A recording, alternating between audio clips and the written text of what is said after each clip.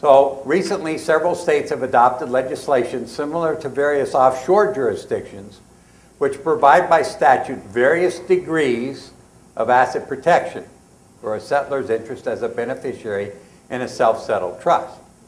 Now, some of you have asked me, and we're going to talk in more detail about this tomorrow morning, but how you combine the trust structure of an asset protection trust with the usage of LLCs.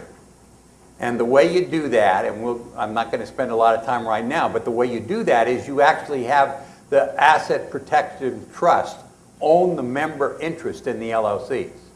Instead of the client owning the member interest, the asset protection trust owns the member interest.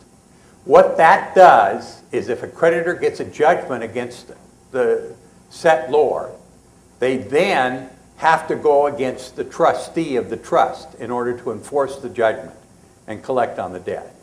As a result of going against the trustee, they may even have to go outside the state because the trustee of the asset protection trust, if it's in a non-asset protection trust state, may not have any nexus for jurisdiction purposes in the state of the settlor.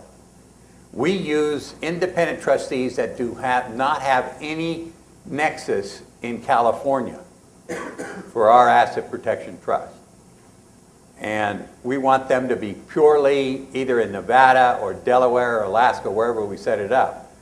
And we use Nevada a lot for our trust, but it's important that you think about that instance. And I'm going to talk about that more when we get into the area of putting property into the trust. But doesn't, by virtue of accepting trust assets from other states, give a nexus? That's an argument, certainly. But it still has to be litigated, and it would be, again, it gives you more leverage. And there are several cases that say that an out-of-state trustee that's independent trustee doesn't have the courts can't get personal jurisdiction over that trustee. They have to be able to get personal jurisdiction over the trustee. They can get in rem. But that's my point, is if they're managing the assets as a trustee of a settler outside their jurisdiction, isn't that the long arm that's going to reach out? It may be or it may not be, but there are some cases that say it isn't enough. And they still would have to litigate it, plus they still have to be able to serve the out-of-state trustee. And then there's an issue like if it's California, there would be a California court motion to dismiss the service, to quash the summons on the basis of lack of jurisdiction. That's going to take time and effort. No matter which way it goes, it still gives you more leverage.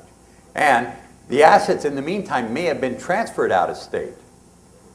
And that's why we always have our clients open up bank accounts in a bank that is outside the state where they are located, that has it's not a federal bank, but a state bank only. And that's important to have the state bank that has no nexus into. Carol?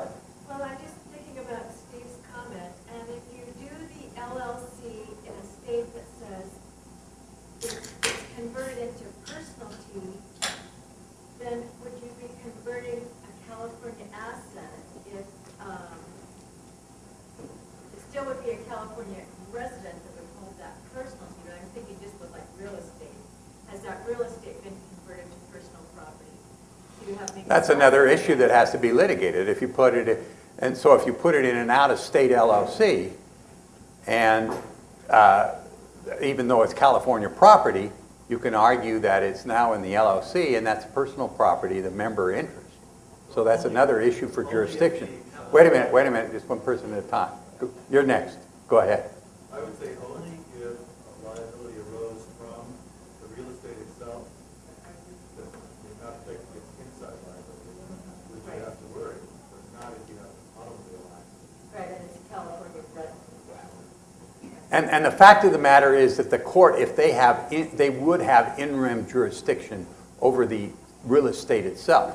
So you would have to argue that they don't have jurisdiction because it's in an LLC out of state, and that the LLC out of state is owned by a trust, the trustee of which is out of state. So you have an argument, and There are cases that indicate that they won't, just by the mere managing of assets is not enough to give nexus to the domiciliary state. So you have a strong argument there. You may lose it, but again, it's a barrier that the creditor has to overcome. Yes? Now, it's my understanding there are no cases out there, but there is a case in California that's pending right now in a probate court. Are you familiar with that one? No. It's a Well, I don't know which one you're large talking. case. I don't know which one you're talking about. Trustee, he doesn't have any nexus outside of the state of Nevada, but I think it might even be down in your area. I wondered if you've heard about it. No, why don't we hear about cases about domestic asset protection trusts? Why aren't there any reported cases? Everything settles. Everything settles.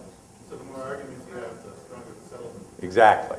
The more arguments you can come up with, and the more there are no reported cases on holding the validity of an out-of-state asset protection. Even in-state, there's hardly any cases. For example, there are hardly any Delaware cases with respect to enforcing the Delaware asset protection law, because everything settles.